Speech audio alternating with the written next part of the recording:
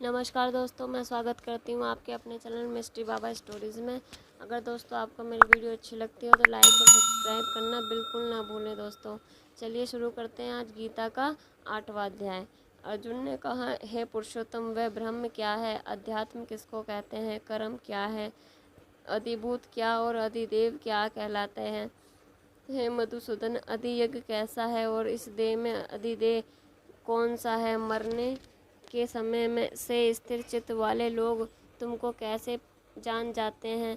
श्री कृष्ण भगवान बोले, जो अक्षर अविनाशी और परम सबसे श्रेष्ठ है वही ब्रह्म है। प्रत्येक वस्तु का स्वभाव अध्यात्म कहलाता है और समस्त चराचर की उत्पत्ति करने वाले जो विसर्ग हैं वही कर्म है। जो देह आदि नाशवान वस्तु है वही अधिभूत कहलाती है। विश्वरूप जो विराट पुरुष है वही अधिदेव है। और हे पुरुषों में श्रेष्ठ, इस देह में ही मैं अधियज्ञ हूँ। जो अनंत काल में मेरा ध्यान करता हुआ शरीर त्याग करता है वही निसंदेह मेरे शरीर को पाता है। हे कुंती पुत्र, अंत समय में मनुष्य जिस वस्तु का स्मरण करता हुआ शरीर त्यागता है वह उसी को पाता है।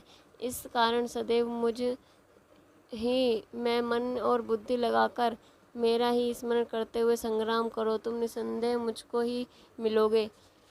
सब इंद्रियां द्वारों को रोककर, मन को हृदय में धारण कर, प्राणों को मस्तक में ले जाकर समाधि योग में स्थित इस ओम अक्षर का उच्चारण करता हुआ जो देह को त्यागता है उसे मोक्ष रूप उत्तम गति प्राप्त होती है।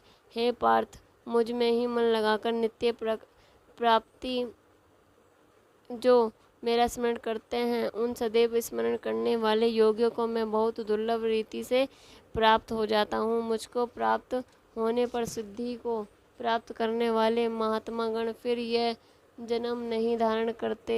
हे अर्जुन, ब्रह्मलोक में पर्यटन जितने लोग हैं वहाँ से लौटना पड़ता है, परंतु मुझ में मिलने से फिर जन्म नहीं होता। हजारों महायुगों का एक दिन होता है और हजारों महायुगों की एक रात्रि ब्रह्मा की होती है। जो इन बातों को जानते हैं वह सब ज्ञाता हैं। ब्रह्मा का दिन होने पर अव्यय ये सब व्यक्तियों को उदय होता है और रात को उसी में एक हो जाता है। हे पार्थ, समस्त चराचर की वस्तुओं का ये समुदाय दिन में बार बार उत्पन्न होकर रात्रि के आगमन में लीन हो जाता है। इस अव्यक्त से परे दूसरा सनातन अव्यक्त है जो इन सब के नष्ट होने पर भी कष्ट नहीं होता। इस अव्यक्त को ही अक्षर कहते हैं। वही परम गति है जिसको प्राप्त करके फिर संसार में ही जन्मते हैं, वही मेरा परम धाम है। हे पार्थ, जिसके अंतर्गत सब प्राणी हैं और जिसने समस्त जगत का विस्तार कर रखा है वह श्रेष्ठ पुरुष अनन्य भक्ति से ही मिलता है। हे भारत, जिस काल में योगी जन देह छोड़कर फिर नहीं लौटते हैं और जिस काल में लौट आते हैं अब वह समय बतलाता हूँ। अग्नि प्रकाश और दिन तथा शुक्ल पक्ष ऐसे ही उत्तरायण के 6 महीनों में मृत्यु को प्राप्त हुए ब्रह्मादि को प्राप्त होते हैं। धूम्र रात, कृष्ण पक्ष, दक्षिणायन के 6 महीने इनके मध्य गमन करने वाले चंद्रमा की ज्योति को पहुँचते हैं और लौट आते हैं। संसार को नित्य चलाने वाली शुक्ल और कृष्ण नाम की 2 गतियाँ हैं जो आने पर लौटना पड़ता है और दूसरी पर फिर लौटना नहीं होता। हे पार्थ, योगी इन दोनों का तत्व जानता है, इसी से योग मोह में नहीं पड़ता।